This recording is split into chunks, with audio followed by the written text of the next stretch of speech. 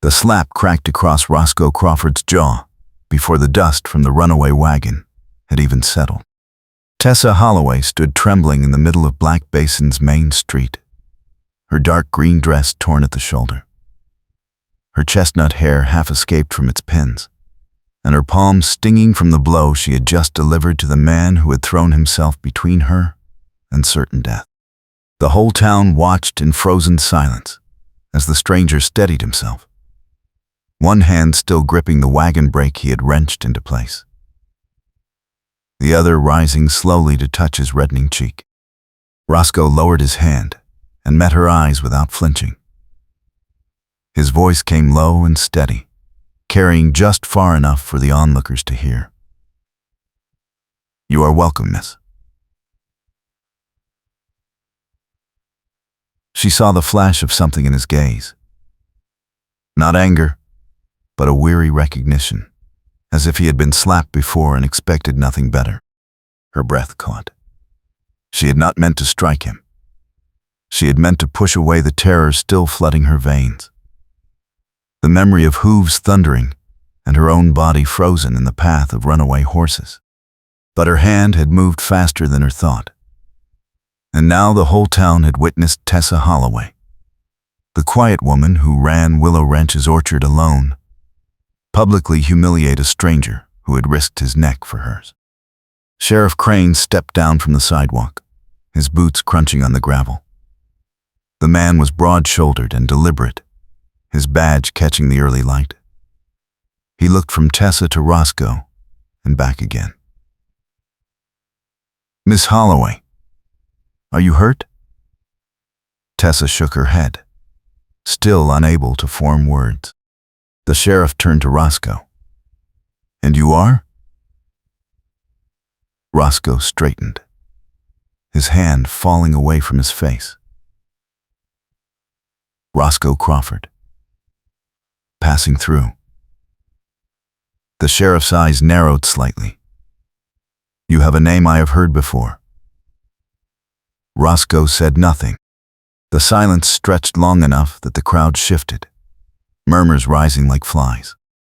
Tessa forced herself to breathe. She looked at the stranger, really looked at him now. His coat was dusty and worn at the cuffs, his boots scuffed but well kept. His face was lean, sun-weathered, with lines around his eyes that spoke of hard miles and little sleep. He did not look like a drifter passing through. He looked like a man running from something. She swallowed and found her voice. "I am sorry. I did not mean to strike you." Roscoe's mouth twitched, not quite a smile. "You meant it, miss. You just did not mean to need the help." The words stung because they were true. Tessa had spent 3 years proving she could manage the orchard without a husband, without her family's interference, without anyone's pity. She had survived a broken engagement and the whispers that followed. She had kept the trees healthy and the harvest steady even when the hands quit and the debts piled up in her ledger like stones. And now she stood in the middle of town, saved by a stranger, exposed and shaking in front of everyone who had ever doubted her. Sheriff Crane cleared his throat. "Crawford, you have business in Black Basin?" Roscoe glanced past him toward the ridge that rose beyond the town, where the land folded into scrub and shadow. "I have business that brought me this direction." The sheriff did not look satisfied. "We do not see many strangers these days, not with the railroad sniffing around and the homesteads getting nervous." Roscoe met his gaze without evasion. "I am not here to cause trouble, Sheriff. I am here to settle a debt." The words landed like a stone in still water. Tessa felt the ripple of it, saw the way the crowd leaned in. The broken wagon wheel finally gave up its last splinters and collapsed entirely, the sound sharp and final. Tessa flinched. The horses that had bolted were already being led back by 2 ranch hands, their flanks lathered and eyes rolling. Someone shouted that the brake line had been cut clean through. Another voice said it looked deliberate. Tessa's stomach dropped. She turned to the sheriff. Cut? Crane walked over to the wagon and crouched beside the axle, running his fingers along the frayed leather. His face darkened. This was no accident, miss. Someone wanted this wagon to run wild. Roscoe was already scanning the street, his hand drifting toward his hip, where a gun belt rested low and easy. Tessa saw the movement and felt a chill that had nothing to do with the morning air.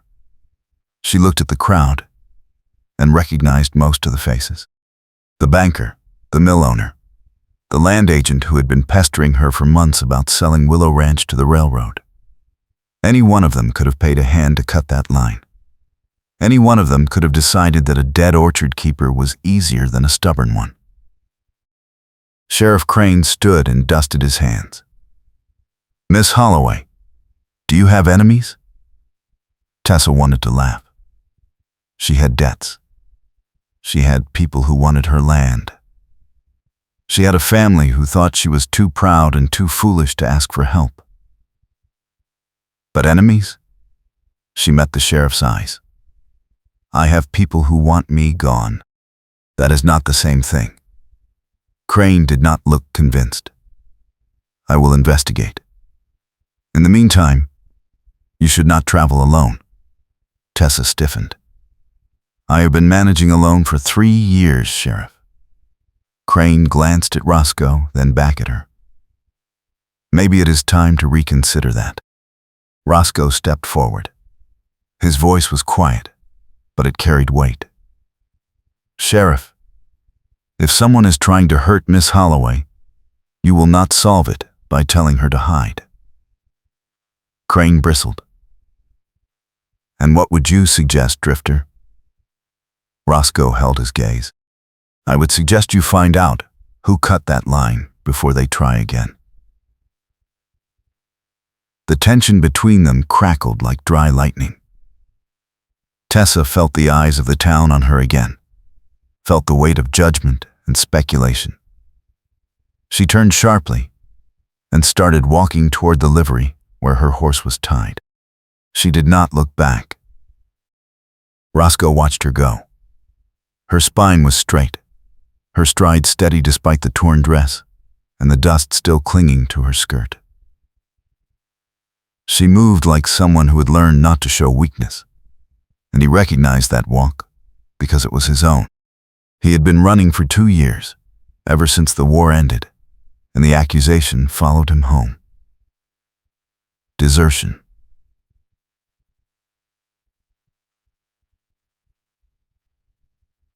Cowardice. Theft of army payroll. None of it true. But truth did not matter when powerful men wanted a scapegoat.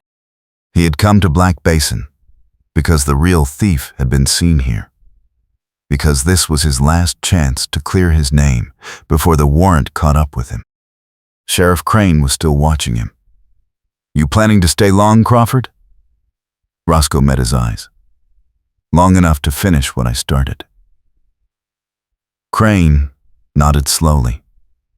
Then stay out of trouble.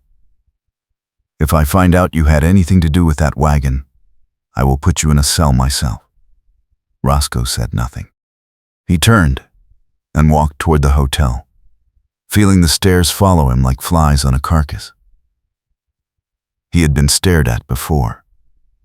He had been accused, chased, beaten, and left for dead. One more town of suspicious eyes did not trouble him.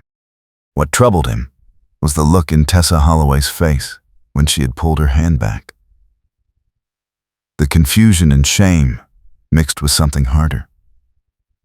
She had not wanted to need him. He understood that.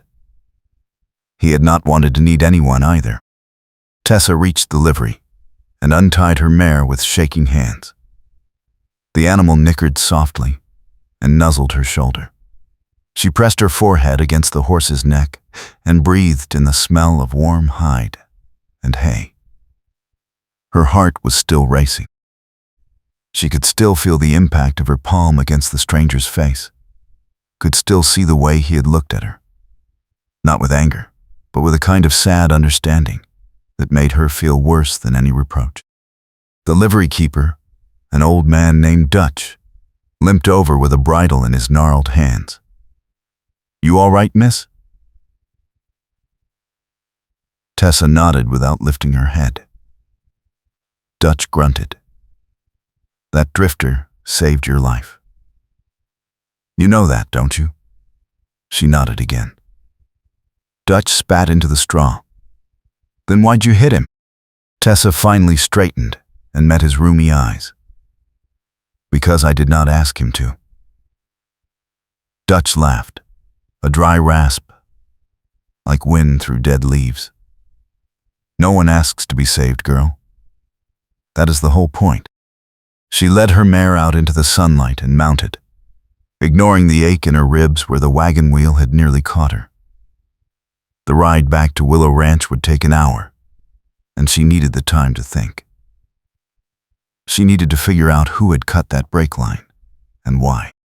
She needed to check the orchard, make sure the hands had not quit overnight, make sure the debts had not multiplied while she was gone.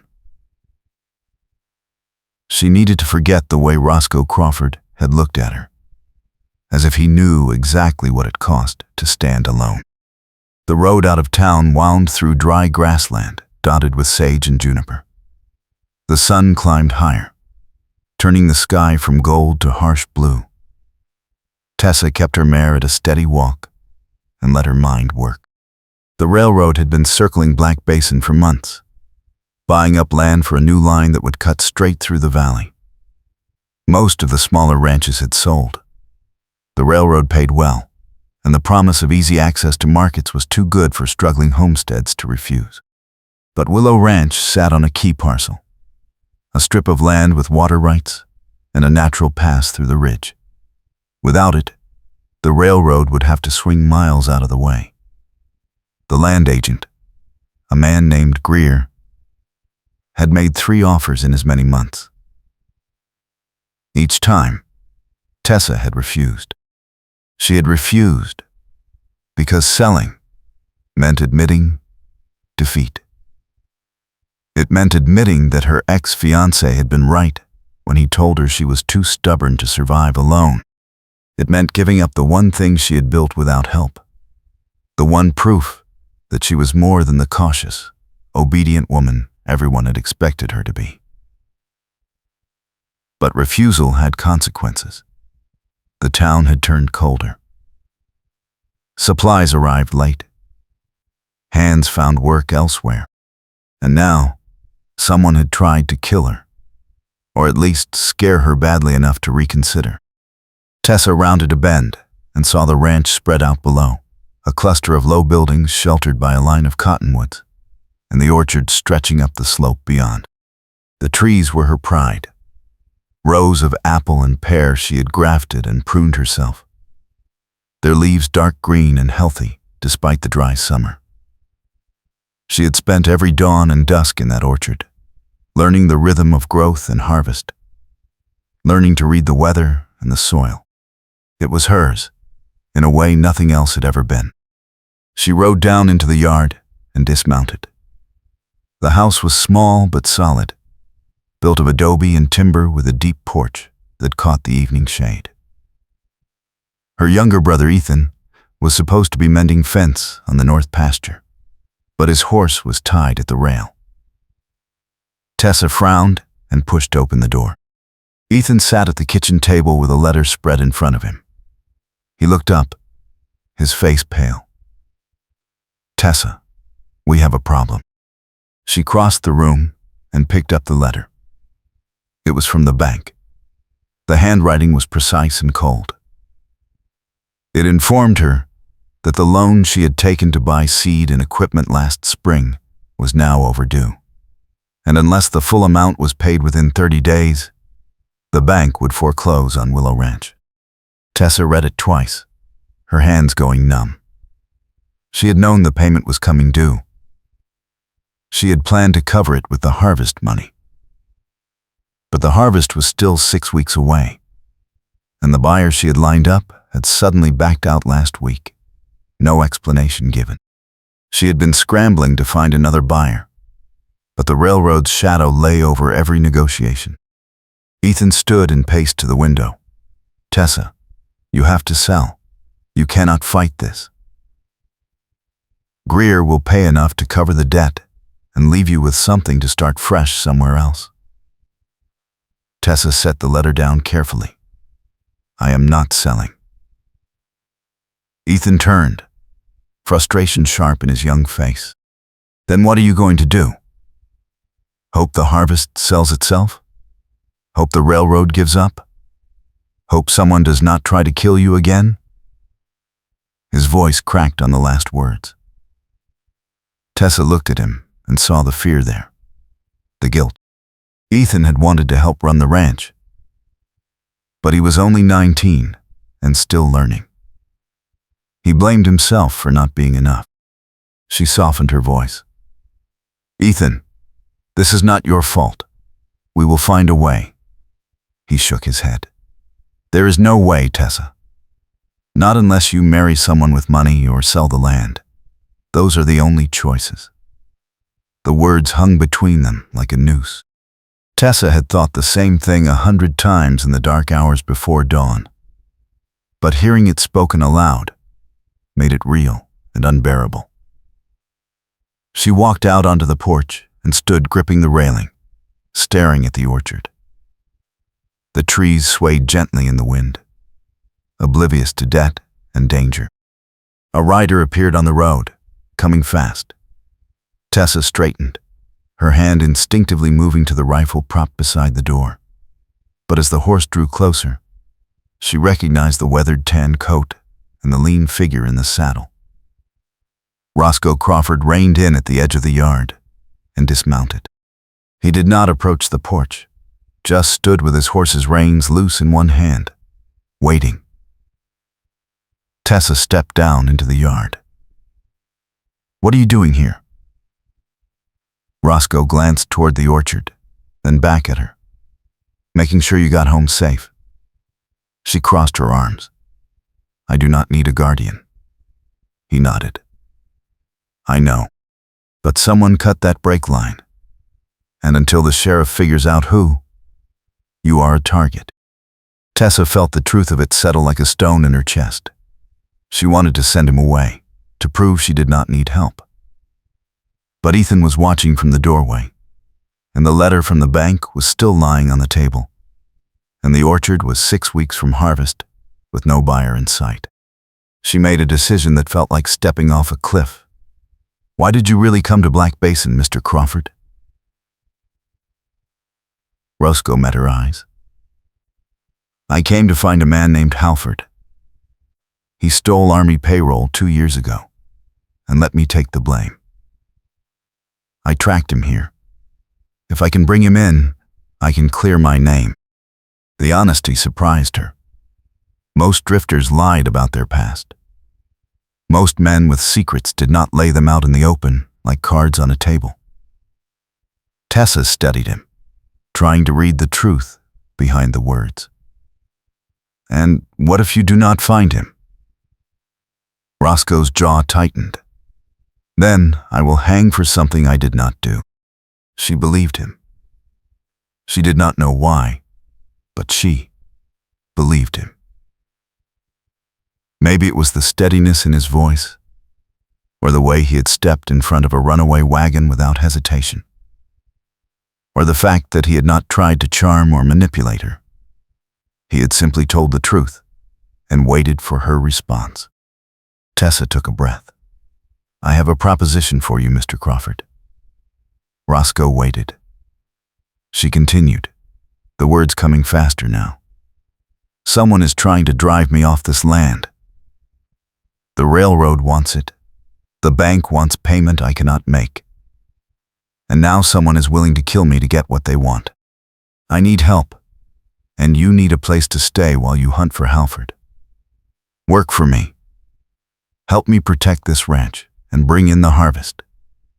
In return, I will give you room and board, and any information I can find about your man."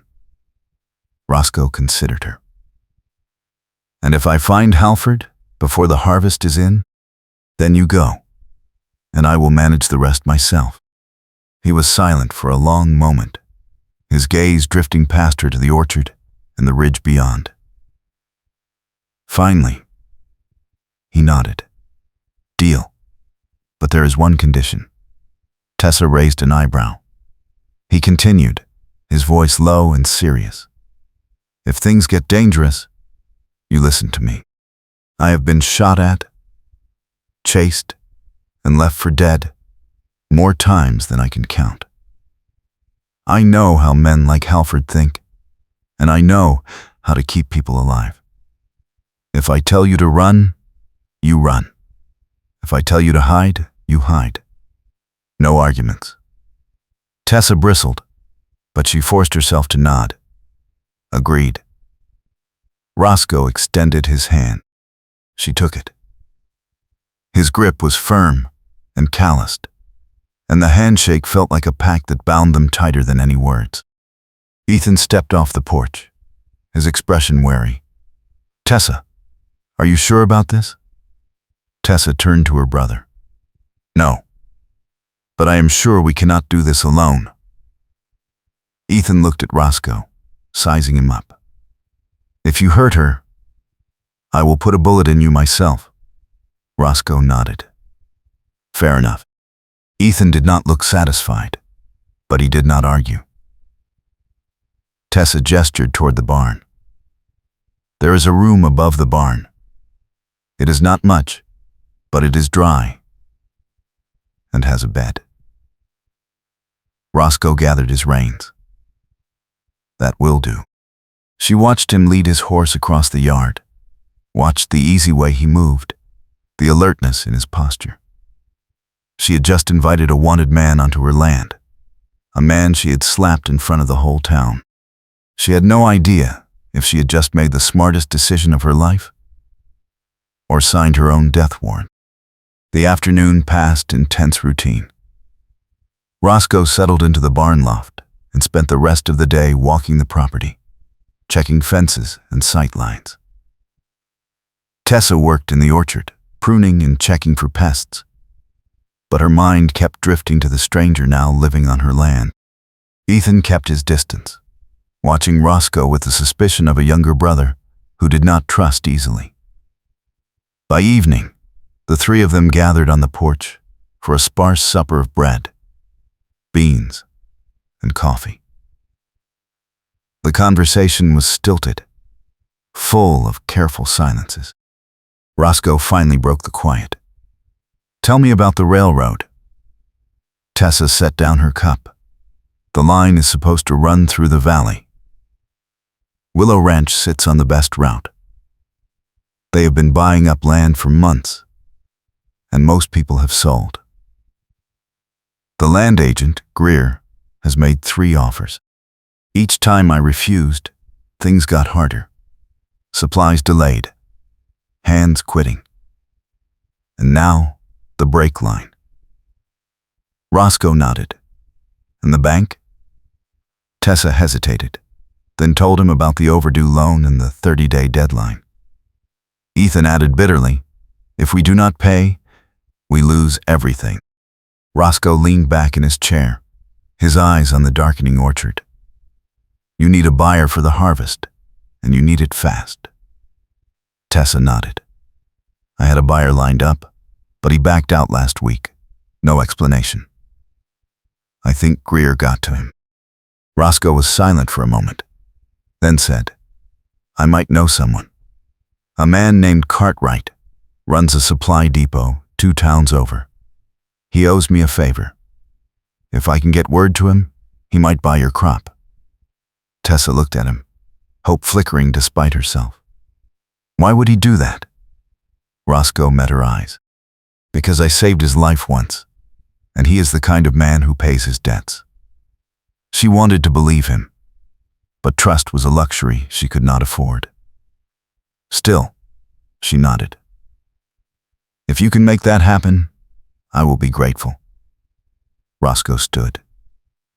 I will ride out tomorrow and find him. In the meantime, keep your rifle close and do not go anywhere alone." That night, Tessa lay in her narrow bed and listened to the wind rattling the shutters. She thought about the letter from the bank, about the brake line cut clean through, about the way Roscoe Crawford had looked at her when she slapped him. She thought about the orchard and the years she had poured into this land, the sweat and the solitude and the stubborn refusal to give up. She thought about what it would mean to lose it all. And she thought about the man now sleeping in her barn, a stranger with a price on his head and a debt to settle. She had tied her fate to his, and she did not know if that made her brave or foolish. Roscoe lay on the cot in the barn loft and stared at the rafters.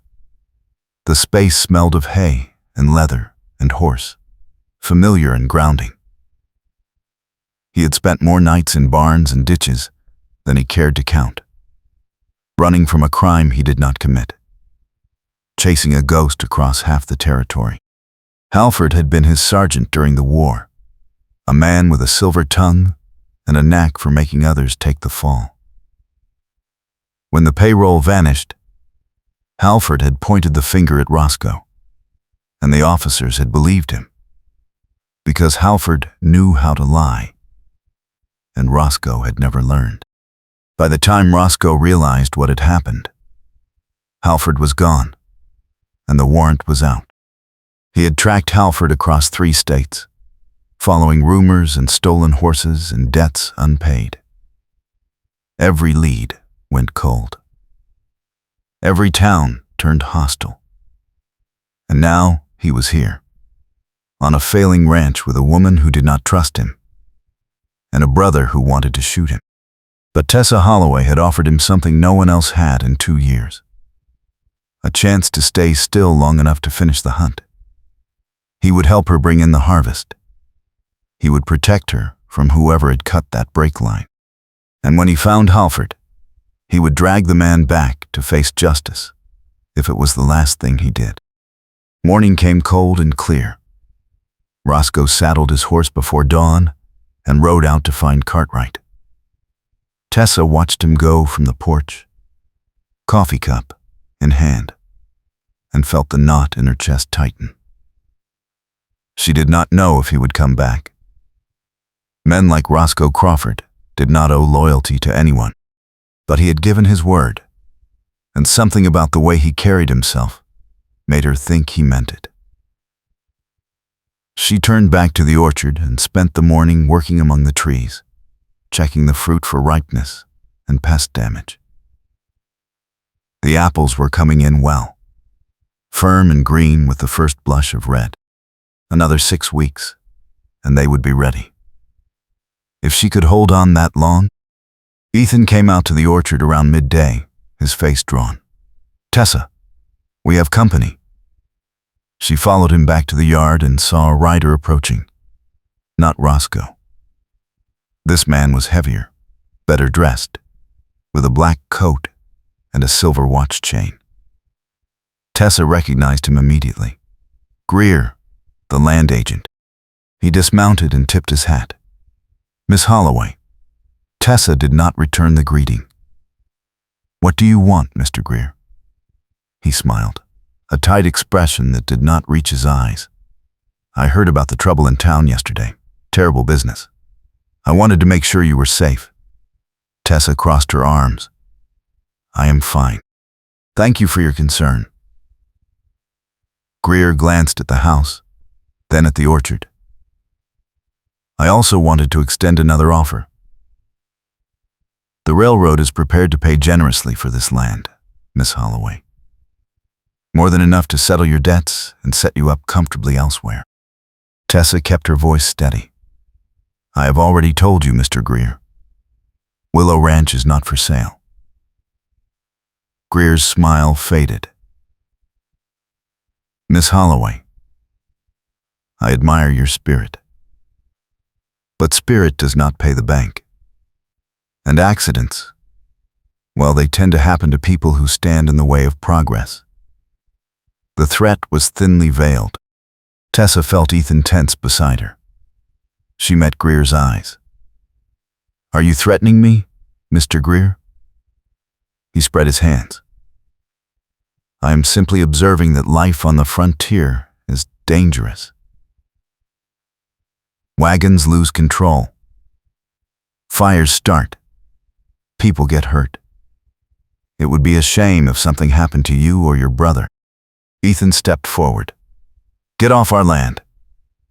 Greer looked at him with mild amusement. "Careful, boy. You do not want to make enemies you cannot handle." A second rider appeared on the road, moving fast. Roscoe. He rode into the yard and reined in beside Greer, his hand resting casually on his gun belt. The land agent stiffened. Roscoe dismounted and walked over to stand beside Tessa, his presence solid and unmistakable. Greer looked him up and down. "And who might you be?" Roscoe met his gaze without blinking. "Someone who does not like seeing women threatened." Greer's smile returned, colder now. "You are the drifter from town, the one with the past." Roscoe did not flinch. "And you are the man who just threatened Miss Holloway in her own yard. I suggest you leave before this gets unpleasant." Greer studied him, calculation flickering behind his eyes. Then he turned back to Tessa. "Think about my offer, Miss Holloway. The railroad does not wait forever." He mounted his horse and rode out without another word. Tessa let out a breath she had not realized she was holding. Roscoe watched Greer disappear up the road, his jaw tight. "That man is dangerous." Tessa nodded. "I know." Roscoe turned to her. "Cartwright will buy your harvest. I sent word. He will be here in 2 days to look at the crop. If he likes what he sees, he will pay fair price and take delivery after harvest." Tessa felt a surge of relief so strong it made her dizzy.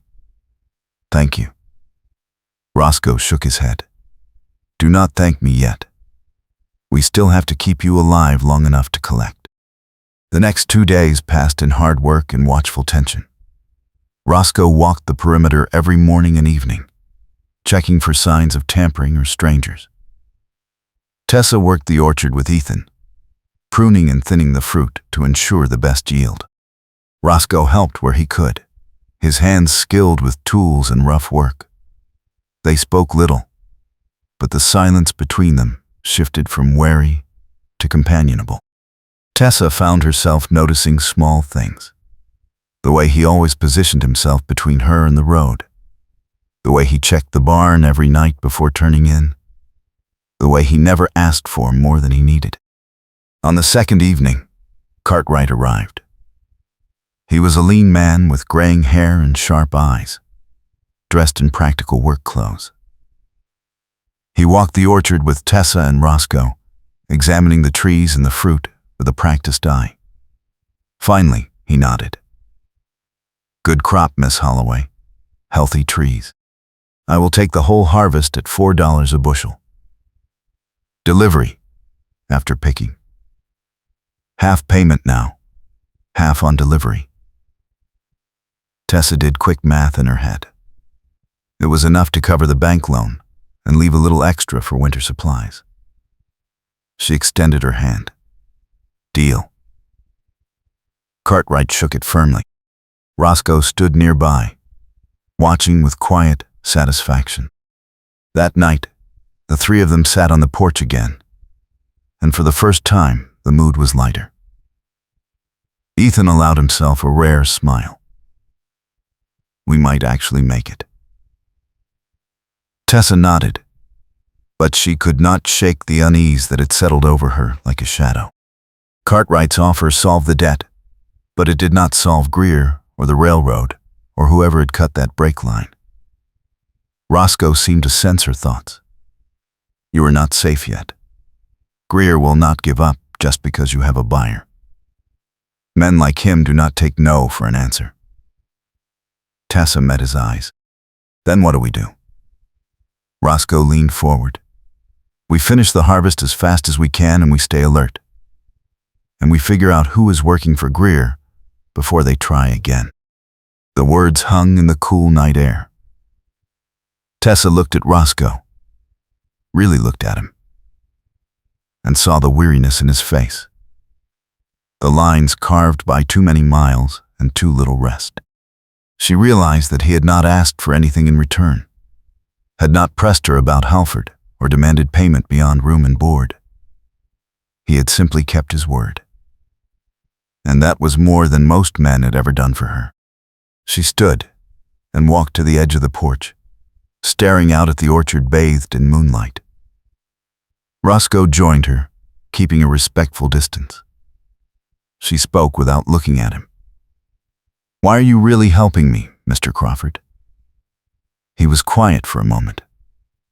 "Because you reminded me of someone."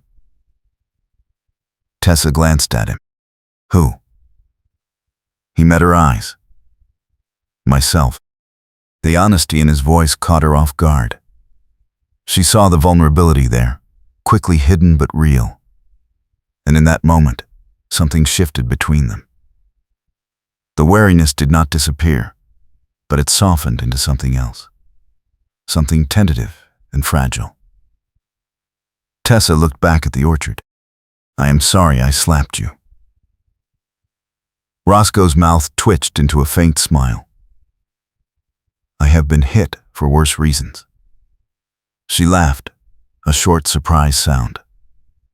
Then, more seriously, she said, "I do not trust easily."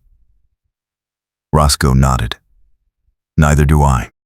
They stood side by side in the darkness, not touching, but the space between them felt less empty than it had before.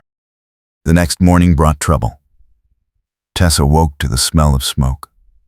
She threw on her dress and ran outside to find the barn roof smoldering, flames licking at the shingles. Ethan was already hauling water from the trough, and Roscoe was on the roof with a wet blanket, beating down the flames. Tessa grabbed a bucket and joined the fight. The fire was stubborn but small, and within an hour they had it out. The roof was charred, but intact. Roscoe climbed down, his face streaked with soot. He held up a twisted piece of metal. Someone threw a torch onto the roof. "This is the handle." Tessa felt cold fury settle in her chest. "Greer." Roscoe nodded. "Or someone working for him." Ethan paced the yard, his fists clenched. "We need to tell the sheriff." Roscoe shook his head. "The sheriff will not do anything without proof, and by the time he investigates, they will try again." Tessa wiped soot from her face. "Then what do we do?" Roscoe looked at her, his eyes hard. "We set a trap. We let Greer think he is winning, and we catch whoever he sends." Tessa felt her pulse quicken. "How?" Roscoe outlined his plan. They would make it look like the fire had scared them. Tessa would go into town, tell people she was reconsidering the sale. Meanwhile, Roscoe and Ethan would watch the ranch, waiting for the next move. When Greer's man showed up, they would be ready. Tessa did not like the plan. It required her to lie, to show weakness, to play the frightened woman she had spent years proving she was not. But she also knew Roscoe was right. They could not fight shadows. They needed to draw the enemy into the open. She nodded. "I will do it." Roscoe held her gaze. "Be careful. If Greer suspects anything, this will get dangerous fast." She met his eyes and saw the concern there, real and unguarded. Something warm and unexpected stirred in her chest. "I will be careful." She rode into town that afternoon, her dress deliberately dusty and her expression drawn. She stopped at the general store and let the storekeeper see her exhaustion. Word spread fast in a small town. By evening, Greer would know she was wavering. Tessa bought supplies and lingered, letting people see her. On her way out, she encountered Sheriff Crane. He tipped his hat. "Miss Holloway, I heard about the fire. Are you all right?" Tessa forced her voice to shake. "I do not know how much more I can take, Sheriff." Crane studied her. "If you need help, you should ask for it." She nodded and rode out, feeling his eyes on her back. Back at the ranch, Roscoe and Ethan had set up watch positions. Roscoe took the ridge overlooking the house. Ethan covered the road. They settled in for a long night. Tessa paced the house, too restless to sleep. She kept glancing toward the ridge where Roscoe was hidden, wondering what he was thinking, whether he regretted taking her deal. The moon rose high and cold. The wind died. And then, near midnight, Roscoe's whistle cut through the silence. Two short, one long. Company coming. Tessa grabbed her rifle and moved to the window. She saw a figure creeping toward the barn, moving low and fast. Roscoe appeared from the ridge, silent as a ghost, and positioned himself behind the intruder. Ethan came in from the road, cutting off the escape route. Roscoe called out, his voice carrying across the yard. "That is far enough." The figure froze, then bolted. Roscoe tackled him before he made it 3 steps. They went down in a tangle of limbs and dust. Ethan ran over with a lantern. The light revealed a young man Tessa recognized, one of the hands who had quit 2 months ago. His name was Billy, and his face was white with fear. Roscoe hauled him upright and shoved him against the barn wall. "Who sent you?" Billy stammered. "I do not know what you are talking about." Roscoe pressed harder. "You were about to burn down this barn. Someone paid you. Who was it?" Billy's eyes darted toward the road. "I cannot say. He will kill me."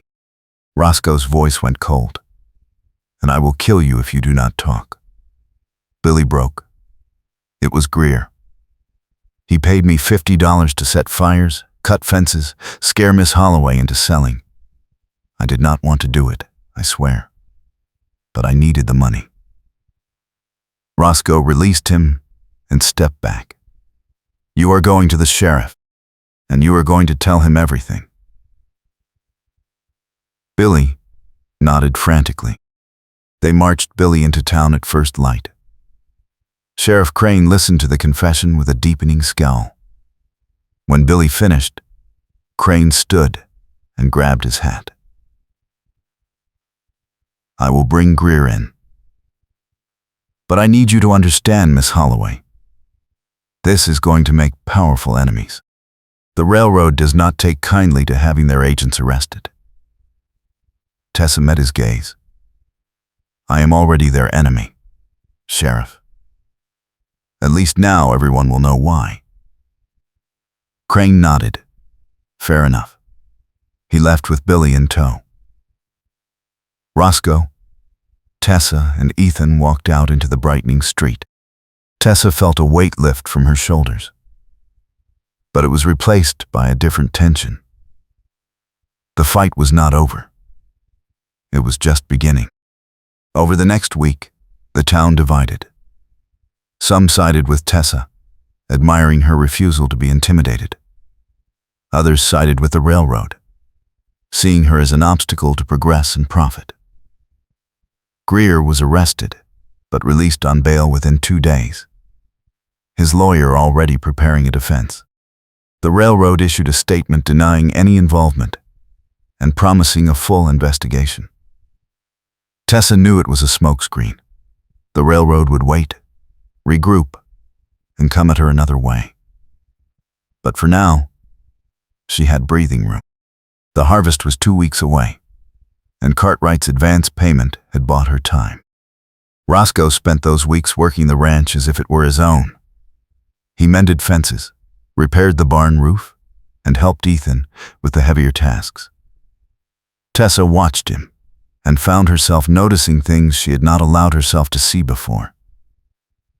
The way he smiled when Ethan made a joke. The way he always checked on her before turning in at night. The way his hands were gentle with the horses, but deadly fast with a gun. She caught herself staring more than once and turned away, confused by the warmth spreading through her chest. One evening, a sudden storm rolled in from the mountains. The sky turned black, and the wind came howling across the valley. Rain hammered the roof and lightning split the sky. Tessa and Ethan were in the house when Roscoe burst through the door, drenched and breathing hard. "The barn is flooding. We need to move the horses." The three of them ran out into the downpour and worked frantically to lead the animals to higher ground. The rain was blinding, the mud treacherous. Tessa slipped and went down hard. Roscoe was there instantly, pulling her up, his arm around her waist. "You all right?" She nodded, rain streaming down her face. They got the horses secured and stumbled back toward the house. They reached the porch and collapsed, gasping and dripping. Ethan went inside to light the stove. Tessa and Roscoe sat side by side on the steps, watching the storm rage. The rain was warm, the air electric. Tessa turned to Roscoe and found him already looking at her. His eyes were dark and serious. She felt her breath catch. "Thank you," she said, "for pulling me up. For all of this." Roscoe shook his head. "You do not need to thank me." Tessa reached out and touched his hand, a brief contact that sent a jolt through her. "I do. You did not have to stay. You could have taken Cartwright's information and left. But you are still here." Roscoe's fingers closed around hers. "I am here because I want to be." The confession hung between them, raw and honest. Tessa felt the last of her walls crack. She leaned closer, and Roscoe did the same. And for a moment the storm and the debt and the danger all fell away.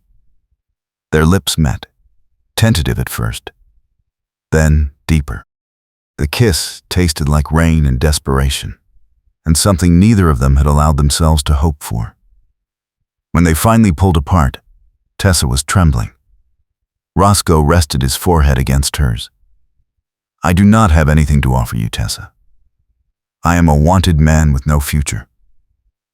She cupped his face. "Then, we will build a future. Together." He closed his eyes, and she saw the pain and hope warring in his expression. Ethan cleared his throat from the doorway. "You two planning to sit out here all night?" Tessa laughed, the sound bright and unexpected. They stood and went inside, dripping water everywhere. Ethan handed them towels and turned away, but not before Tessa saw the small smile on his face. She changed into dry clothes and sat by the fire, wrapped in a blanket. Roscoe sat across from her, and their eyes met over the flames. The unspoken promise between them was clear. They would see this through. Together. The days that followed were charged with a new energy. Tessa and Roscoe worked side by side in the orchard, their hands brushing, their glances lingering. Ethan watched them with a mixture of amusement and wariness, but he said nothing. The harvest drew closer, and the fruit ripened beautifully. Cartwright sent word that he would arrive in 3 days to oversee the picking and take delivery. Tessa felt hope rising for the first time in months. They were going to make it. They were going to save the ranch. But 2 days before the harvest, Roscoe found what he had been looking for. He rode into town and came back with a grim expression. Tessa met him in the yard. "What is it?" Roscoe dismounted. "Halford is here, in Black Basin. He has been using a false name, working as a clerk for the railroad." Tessa felt the ground shift beneath her. "The railroad?" Roscoe nodded. "He has been feeding information to Greer, helping him pressure landowners. And now that I am here, he knows I am closing in." Tessa gripped his arm. "What are you going to do?" Roscoe met her eyes. "I am going to confront him. Tomorrow morning, before Cartwright arrives." Tessa shook her head. "It is too dangerous. If Halford is working with the railroad, he will have men. You cannot go alone." Roscoe's jaw set. "This is my fight, Tessa. I have to finish it." She stepped closer, her voice fierce. "And I have to protect what is mine. You are part of that now. If you go, I go with you." Roscoe looked like he wanted to argue, but he saw the determination in her face and knew it was useless. Finally, he nodded. "All right. But we do this smart. We bring the sheriff, and we do it in public where Halford cannot run or shoot his way out." They rode into town before dawn, Sheriff Crane with them. The plan was simple. Crane would confront Halford in the railroad office with Roscoe and Tessa as witnesses. If Halford confessed or tried to flee, Crane would arrest him. If he resisted, Roscoe would be ready. They reached the office just as the sun broke over the ridge. The door was unlocked. Inside, a man sat at a desk, lean and sharp-faced with graying hair. He looked up as they entered, and his eyes went wide. Roscoe. The name was half greeting, half curse. Roscoe stepped forward. "Hello, Halford. It has been a long time." Halford stood slowly, his hands spread. "I do not know what you think you are doing here, but you are making a mistake." Roscoe shook his head. "The only mistake was trusting you. You stole that payroll and let me take the fall. Now, you are going to tell the sheriff the truth, or I am going to drag you back in chains." Halford's eyes flicked to the door, calculating. Sheriff Crane moved to block the exit. "Mr. Halford, or whatever your real name is, you are going to answer some questions." Halford's expression hardened. "I have nothing to say." Roscoe pulled a folded paper from his coat. "I have a witness statement from a soldier who saw you with the stolen gold. And I have bank records showing deposits under your false name." "It is over, Halford." For a moment, Halford looked like he might surrender. Then, his hand darted toward the desk drawer. Roscoe moved faster, grabbing Halford's wrist and slamming it against the desk. The gun clattered to the floor. Crane kicked it away and pulled out handcuffs. Halford struggled, his face twisted with rage. "You cannot prove anything." Roscoe leaned close, his voice cold. "I do not have to. The evidence will do that." Crane snapped the cuffs on and hauled Halford to his feet. "You are under arrest for theft, conspiracy, and attempted murder." Halford spat at Roscoe's feet, but said nothing more. They walked him to the jail in full daylight, the whole town watching. Tessa stayed close to Roscoe, her hand brushing his.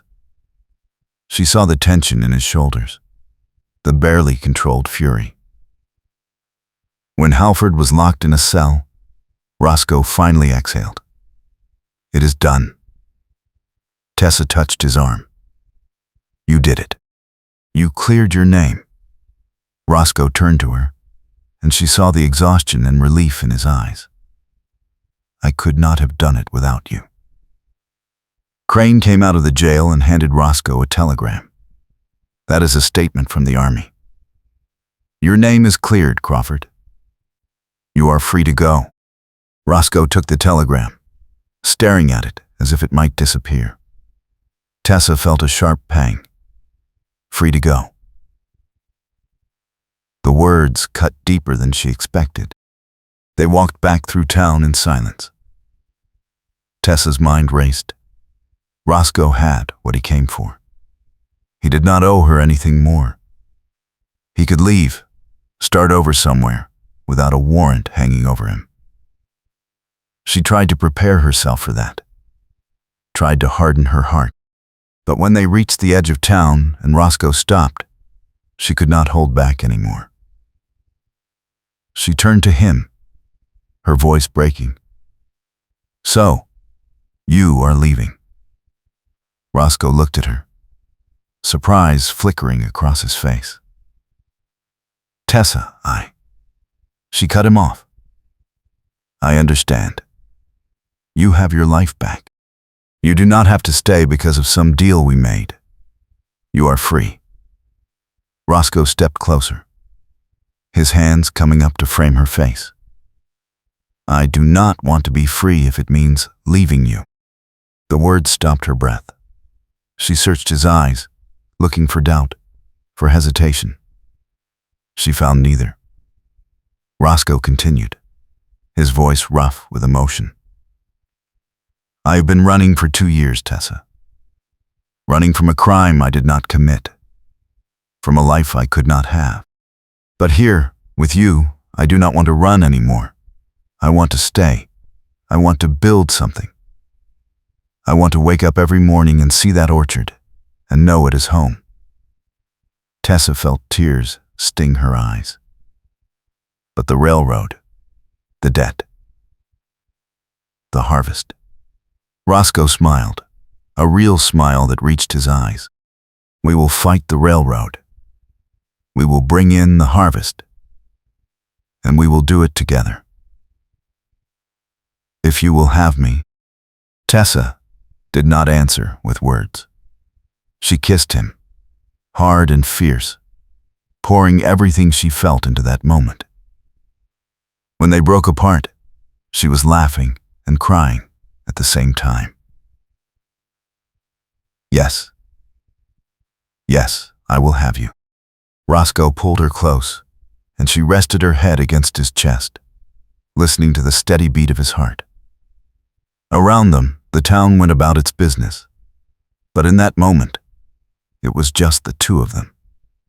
Two people who had been running and hiding and fighting alone.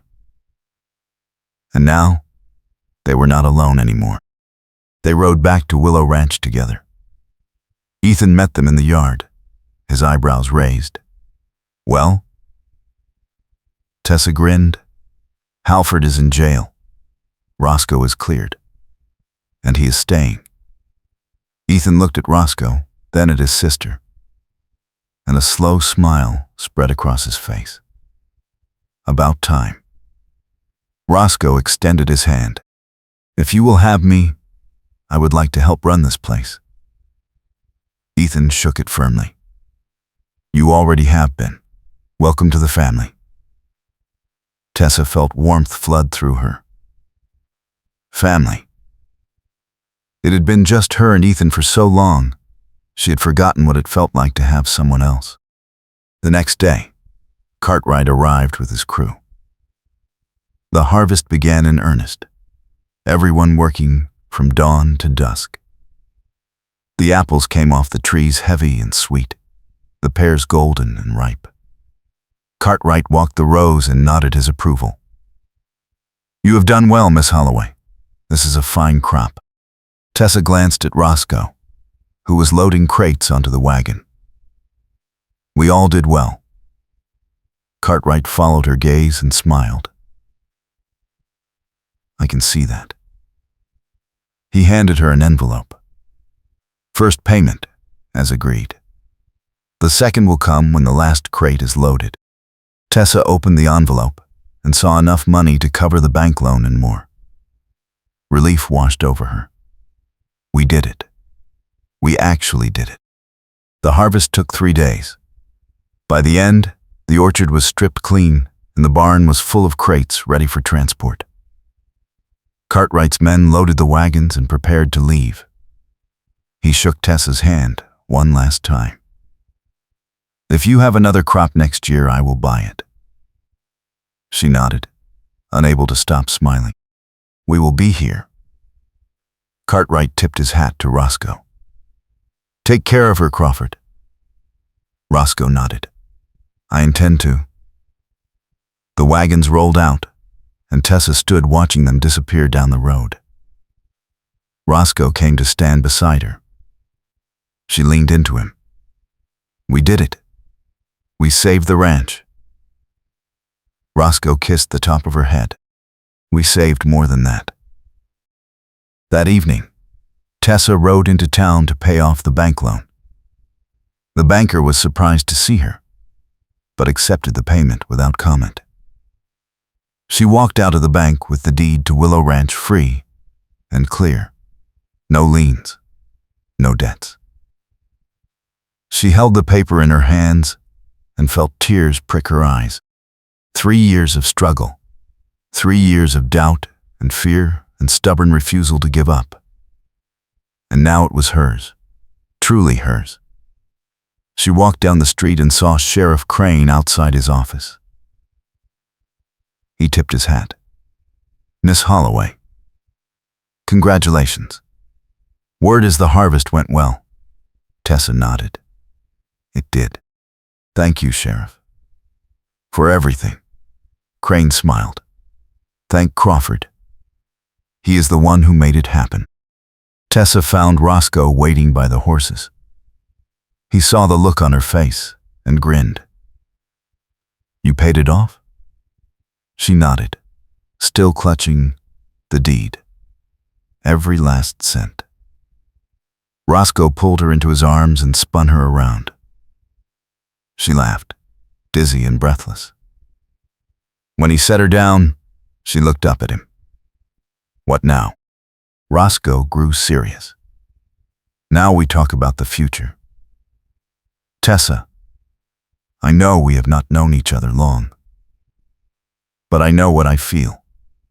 I know I do not want to spend another day without you.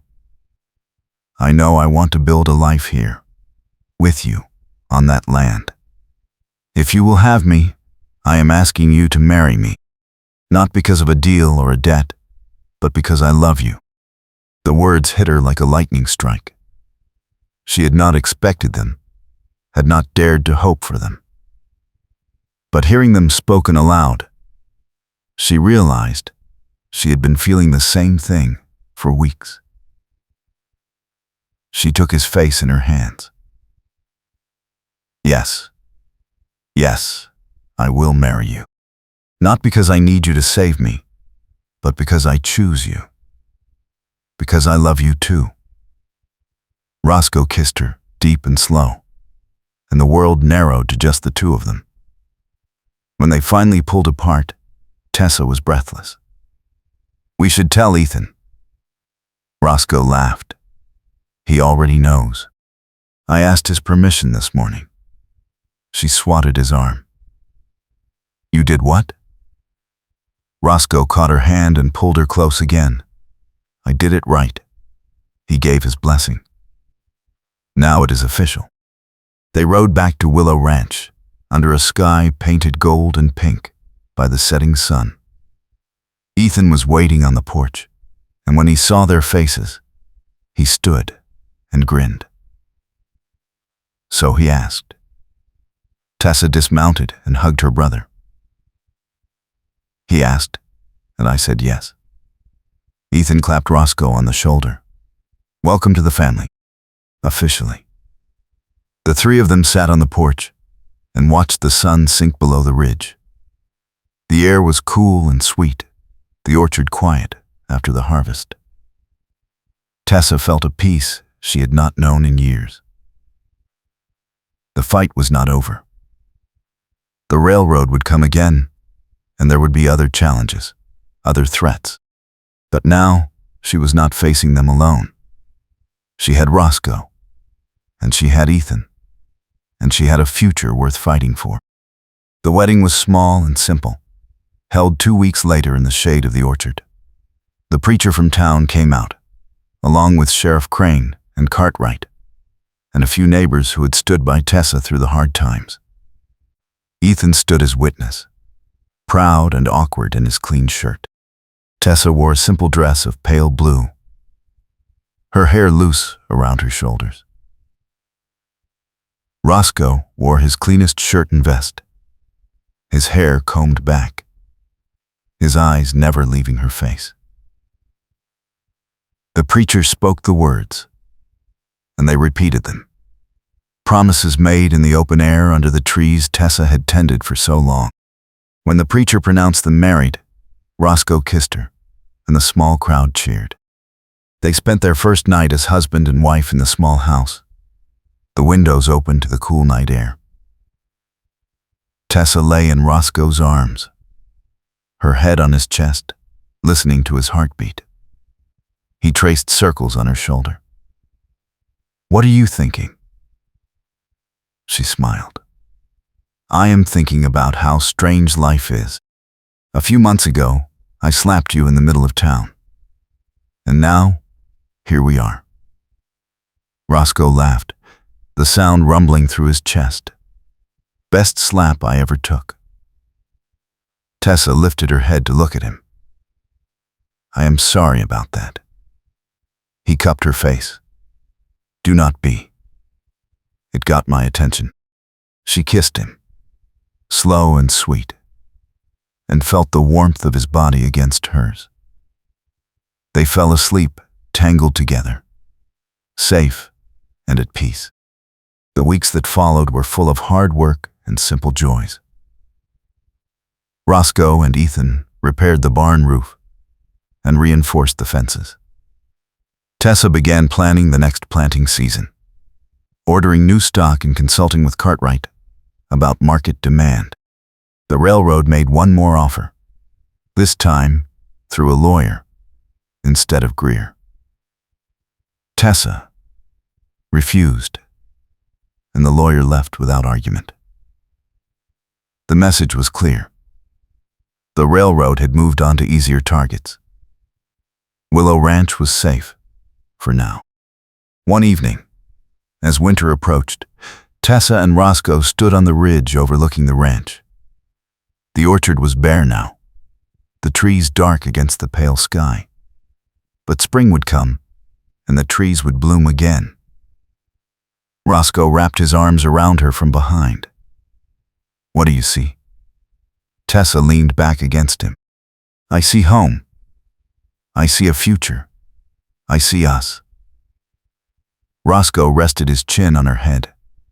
"I see the same thing. And I see something else." Tessa turned to look at him. "What?" He smiled, a mischievous glint in his eye. "I see a lot of work ahead." Tessa laughed and swatted his chest. "You are impossible." He caught her hand and kissed her palm. "And you love me anyway." The town slowly accepted Roscoe as one of their own. Sheriff Crane hired him as a deputy, part-time, to help keep the peace. Roscoe took the job seriously, riding into town twice a week to patrol and check on trouble. The people who had been suspicious of him began to nod when he passed, and eventually some even called him by name. Tessa watched him grow into the role, watched him become the man he had been before the war and the false accusation had stolen his future. He still carried scars, but they were fading. Ethan announced one evening that he was planning to buy a neighboring parcel and start his own ranch. Tessa and Roscoe helped him negotiate the purchase, and by spring, Ethan had his own place, just over the ridge from Willow Ranch. The three of them worked together during planting and harvest, building a network of support that made all of them stronger. Tessa felt her heart swell with gratitude. She had spent so long trying to prove she did not need anyone. Now, she understood that needing people was not weakness. It was strength. One morning, Tessa woke to find Roscoe already up, standing on the porch with a cup of coffee. She joined him, wrapping a shawl around her shoulders against the chill. He put his arm around her. "Look." She followed his gaze and saw the orchard, the trees covered in a haze of white and pink blossoms. Spring had come. The sight took her breath away. Roscoe kissed her temple. "It is beautiful." She nodded, unable to speak. The orchard had survived the winter, and so had they. They had faced debt, danger, betrayal, and doubt, and they had come through together. That afternoon, Tessa rode into town to pick up supplies. She stopped at the general store and found the place buzzing with news. A new family had arrived, homesteaders looking to buy land. The railroad had pulled back, focusing on a route further north. The town was growing, cautiously optimistic about the future. Tessa paid for her goods and stepped outside, feeling the warmth of the sun on her face. She saw Roscoe across the street, talking with Sheriff Crane. He looked up and met her eyes, and the smile that spread across his face made her heart skip. She crossed the street and took his arm. Crane tipped his hat. "Mrs. Crawford." "How is the ranch?" Tessa smiled at the name. She was still getting used to it. "The ranch is good, Sheriff. The orchard is blooming." Crane nodded. "Glad to hear it. You two have done well. You earned it." Roscoe squeezed her hand. "We had help." Crane looked between them. "You also had courage. Do not forget that." He walked away, and Tessa and Roscoe stood together in the middle of the street, the town moving around them. Tessa looked up at her husband. "Are you happy?" Roscoe bent to kiss her, right there in front of everyone. "Happier than I ever thought I could be." They rode home together as the sun began to set. The sky turned shades of orange and gold, the mountains dark against the light. Tessa felt a contentment she had never known, a certainty that this was where she belonged. She had fought for this land, for this life, and she had found something she had not been looking for. Love, partnership, home. Roscoe rode beside her, steady and strong, and she knew that whatever came next, they would face it together. As they reached the ranch, Ethan waved from his own place on the ridge. Tessa waved back, and Roscoe called out a greeting. They dismounted and put the horses away, working together in easy silence. Inside the house, Tessa lit the lamps and started supper. Roscoe came up behind her and wrapped his arms around her waist. She leaned back against him. "This is what I wanted. This." Roscoe kissed her neck. "Me too." They stood like that for a long moment, the smell of cooking food and wood smoke filling the air, the night settling over the land. That night, they sat on the porch under a sky full of stars. Roscoe held her hand, his thumb tracing circles on her palm. "Do you ever think about that first day? When you slapped me?" Tessa laughed. "Every time I look at you." Roscoe grinned. "I think about it too. Best day of my life." Tessa turned to him. "Because I slapped you?" He shook his head. "Because it was the day I met you. The day everything changed." She felt tears prick her eyes. But they were good tears. I love you, Roscoe Crawford. He pulled her close. I love you too, Tessa Crawford. And I am not going anywhere. The stars wheeled overhead. The wind whispered through the orchard, and the world went on turning. But here, on this porch, in this moment, Tessa and Roscoe had everything they needed. They had each other. They had the land. They had a future built on trust and courage, and a love that had been tested and proven true. And as the night deepened, and the first chill of winter faded into memory, they knew that whatever came next, they would face it together. Not because they had to, but because they chose to. And that made all the difference.